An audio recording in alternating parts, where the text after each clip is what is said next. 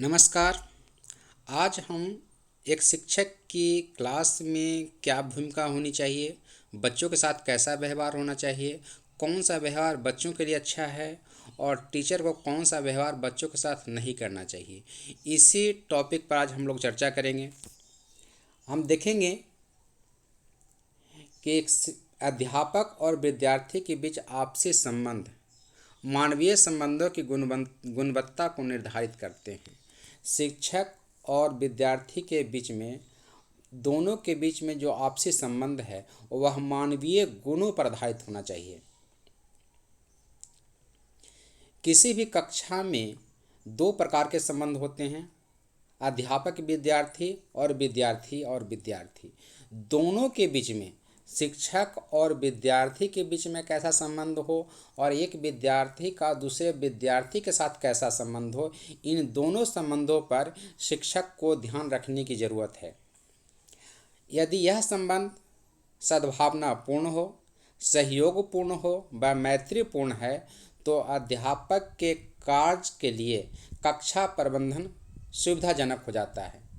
कि अगर बच्चों के साथ शिक्षक का जो संबंध है वह सद्भावनापूर्ण है, प्रत्येक बच्चे के प्रति, जब मैं कक्षा की बात करता हूँ तो प्रत्येक बच्चे के प्रति शिक्षक का जो व्यवहार है वह सद्भावनापूर्ण है, बच्चों को यह लगे कि यह शिक्षक हमारे लिए सहयोगपूर्ण है, उनके साथ जो व्यवहार है मैत्रीपूर्ण संबंध होना चाहिए, मित्रवत व्यवहार होनी चाहिए।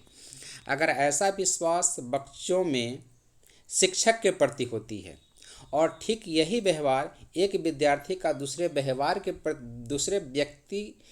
छात्र के प्रति होती है तो क्लास को प्रबंधन करने में, क्लास को अच्छी तरह से संचालन करने में काफ़ी सुविधाजनक हो जाता है और क्लास की जो गतिविधियां हैं वह बहुत ही अच्छी तरह से सुचारू रूप से चलती है।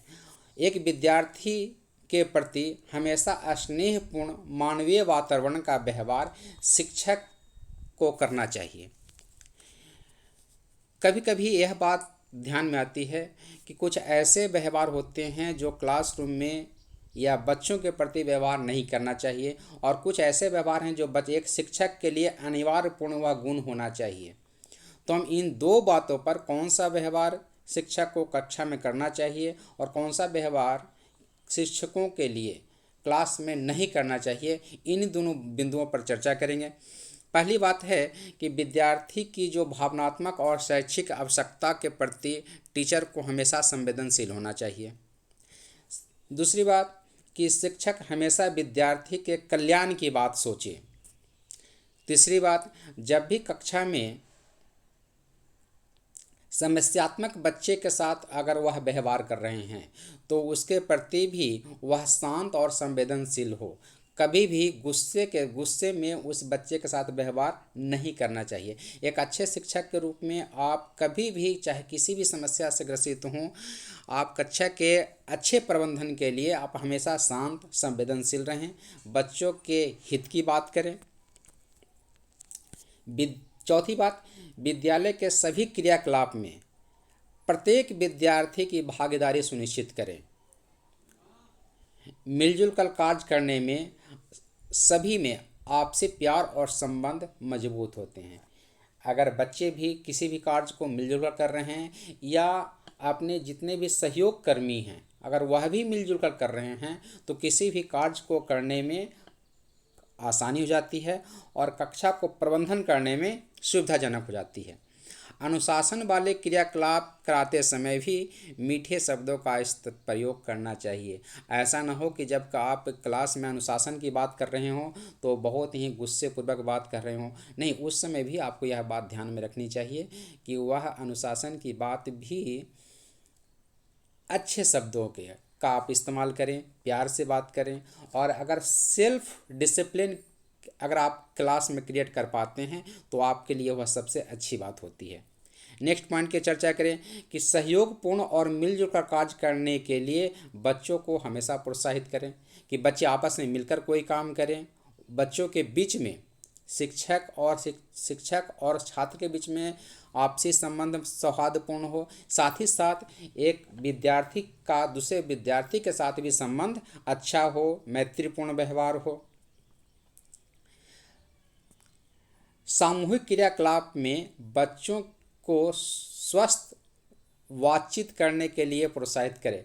आप अगर किसी बच्चे के द्वारा स्वस्थ वातावरण में अगर बातचीत नहीं की जा रही है, तब भी आप हमेशा उनको स्वस्थ वातावरण के लिए बातचीत करने के लिए, अच्छे शब्दों का इस्तेमाल करने के लिए बच्चों को आप प्रेरित करें। दूसरी बात है कि बच्चे सामूहिक क्रियाकलाप में पूरी मन से भाग लें, और ऐसे करने में शिक्षक की महत्वपूर्ण भूमिका होती है। जितने प्रकार के शैक्षिक या परियोजनात्मक आधारित क्रियाकलाप हैं, उसमें इस बात का ध्यान रखना चाहिए कि प्रत्येक बच्चे जितनी उनकी बच्चे की योग्यता है, उस योग्यता के अनुसार उन बच्चों को अवसर देना चाहिए। ये सारी बातें हैं जो एक शिक्षक के लिए क्लास में उपयोग करना चाहिए। और लेकिन कुछ ऐसी बातें हैं जो कदापि भी आप इसका उपयोग क्लासरूम के प्रबंधन में नहीं करेंगे। एक एक एक बच्चे को आप उत्साहित कर रहे हैं तो दूसरे बच्चे को निरुत्साहित करना, यह ऐसी बात है जो एक अच्छे शिक्षक की भूमिका में बिल्कुल नकारात्मक सिद्ध होता है। आप हमेशा ऐसा कभी नहीं करें। आप हमेशा इस बात का ध्यान रखें कि प्रत्येक बच्चे को आप प्रोत्साहित करें। प्रोत्साहित करने क्रम में एक बच्चे को आप निरुत्साहित कदापि न करें।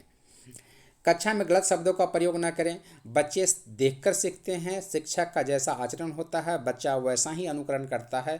तो आप कभी भी गलत शब्दों का इस्तेमाल न करें और ना ही प्रयोग करने के लिए बच्चों को प्रोत्साहित करें।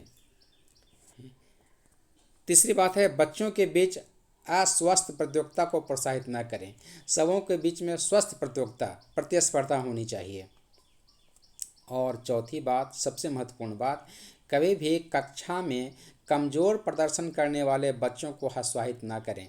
बल्कि मैं तो यह कहूँगा कि जो बच्चे कमज़ोर हैं वह थोड़ा भी काम कर रहे हैं तो आप उनको प्रोत्साहित के लिए शाबाशी दें, उनको काफ़ी प्रोत्साहित करें ताकि वह आगे और भी अधिक अच्छे से अच्छे ढंग से वह काम कर सकें।